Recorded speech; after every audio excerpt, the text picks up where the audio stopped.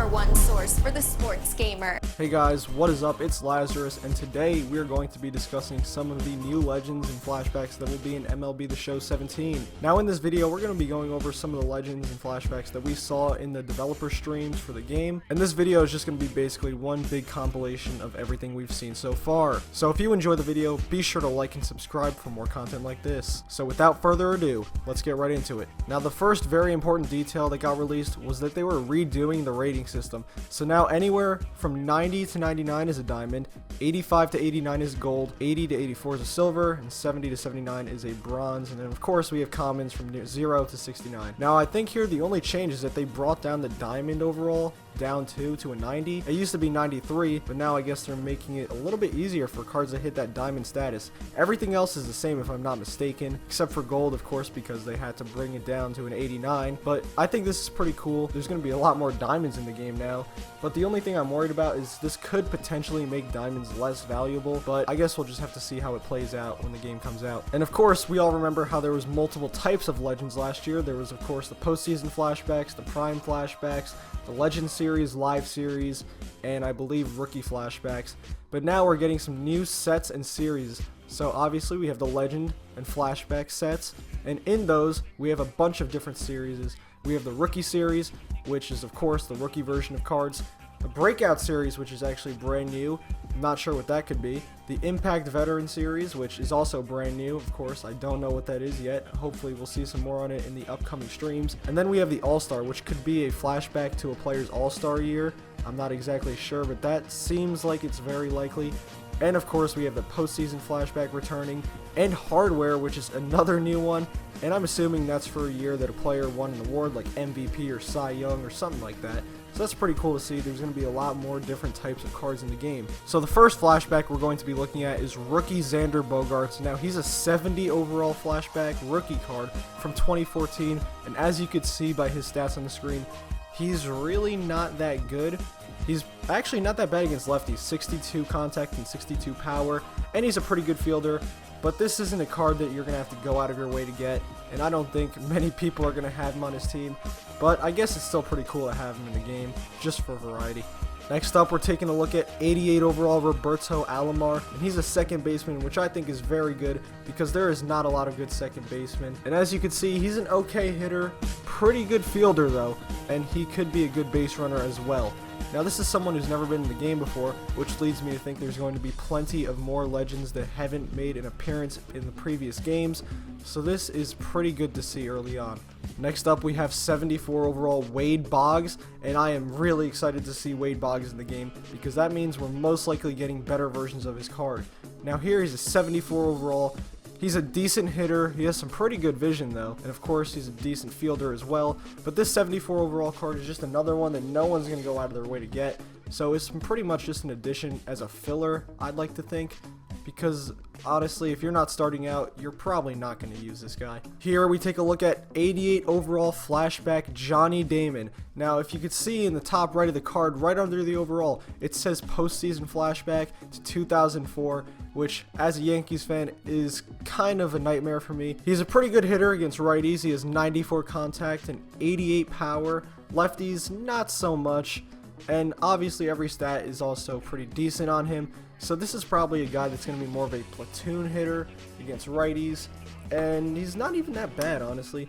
This is the first time we've seen Johnny Damon in the game. So there's odds are there's probably going to be a better version of him somewhere. If not, then there's probably going to be a rookie version in there too. Next up, we're taking a look at Noah Syndergaard, a rookie flashback from 2015. Now, this card's an 87 overall. As you may know, Noah Syndergaard has quickly become one of the better pitchers in the league. So it's cool to see him getting a throwback card, even though he's only 2 years into the league, which I think is a little odd that they give him this really early, because really, he's still a developing pitcher, and I don't know. I feel like this is just kind of a throw-in card, to be honest with you. Here we have 93 overall flashback Giancarlo Stanton to 2014. Now, see, this is one of the All-Star flashbacks. I'm not exactly sure if he was an All-Star that year, but we can take a look at his stats and see those power numbers are off the chart. This guy is going to be probably one of the better outfield cards in the game. as he has a crazy amount of power. Now, I'm not exactly sure how you get this guy, but be on the lookout for this card. He's going to be a good one. Here we have another flashback, Nelson Cruz. This one's an 85 overall. Last year we had a Nelson Cruz flashback to the Rangers. I believe he was an 87 with some good power numbers. This one's a little bit worse than that card. His contact is a little bit down. Power versus righties is there though. That's a 97. That is very good. Versus lefties is not too bad either, 75. He's got some pretty good arm strength too, so he won't be a terrible fielder, even though we all know the blunder in the 2011 World Series where he could have made the catch to end it, but we're just not going to talk about that for any Rangers fans watching. But all in all, this is a decent card. Next up, we have a 99 overall Craig Kimbrell, All-Star flashback, and this is kind of similar to the 99 Kimbrell we had last year, and obviously he's 99 overall, so he is very, very good. There's not much else to say. Kimbrell is probably one of the best closers in the league. Last year he struggled a bit, but it's cool to see him getting a flashback to when he was absolutely dominant. Next up, we're taking a look at 93 overall postseason flashback Pablo Sandoval from 2012 when he carried the Giants to a World Series title. We all remember his 3 home run game against Justin Verlander, and that pretty much swung all the momentum in the Giants' favor. Now, if we look at those numbers versus righties, 94 contact and 96 power, that is very, very good. And I feel like this card is going to be another one of the better third baseman cards in the game, as he can flat out hit, man.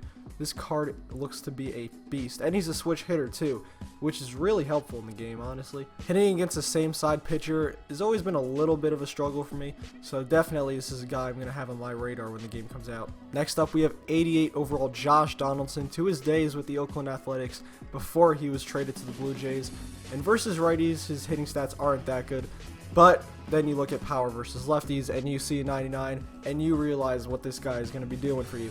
This is probably another platoon card, as versus lefties, if you have him, you really have to start him. That 99 power is insanely good, and there's a good chance that he could be hitting a home run off of a lefty every game you play with him against that pitcher. And of course, his fielding stats aren't too bad either, as when he was in Oakland, and still now, honestly, he was a pretty damn good fielder. Here we have a more recent flashback. We have 90 overall postseason flashback Kyle Schwarber, and wow, those hitting stats. 94 contact versus righties, 99 power versus righties, and 84 power versus lefties isn't too bad. That contact versus lefties is a little low, but that's understandable considering he is a left-handed hitter. 99 clutch. This card looks like it's going to be an absolute tank against right-handed pitchers, and this is definitely one I want in my lineup. Here we have a flashback Hanley Ramirez, 93 overall, back when he was a Los Angeles Dodger. And when he was with the Dodgers, Hanley could never stay healthy, but man, he did play amazing when he was. We take a look at some of those hitting numbers, and oh my lord. 94 overall contact versus righties, 95 versus lefties, 94 power versus righties, and 99 versus lefties. That is absolutely insane. I can tell you right now, this Hanley Ramirez is going to be one of the best shortstop cards in the game hitting-wise. There is not much better it can get than that. Of course, we have 99 overall Ken Griffey Jr., the cover athlete for MLB The Show 17, and he has 95 power versus righties, 99 power versus righties, and 96 power versus lefties. Only 70 contact versus lefties though. His fielding stats, of course, are amazing. Ken Griffey Jr. back when he was playing in his early days was one of the best center fielders in the league, so of course that makes sense. But the only thing is, I feel like this card is kind of underwhelming somehow. I don't know exactly how to put it, but you think for the 99 overall cover athlete, some of his stats could be just a bit better. That contact versus lefties is a little bit low in my opinion. Plate vision could be a little bit higher. But all in all, this is an amazing card, although I just feel like it's not as good as it could be. And I understand they don't want to make it overpowered, but for Ken Griffey Jr., the cover athlete, it kind of makes sense. Alright, so those are some of the new legends released so far for MLB The Show 17. What do you guys think about these legends? Let me know in the comment section below. And if you guys enjoyed the video, of course, be sure to like and subscribe. And until next time, I'm out. Peace.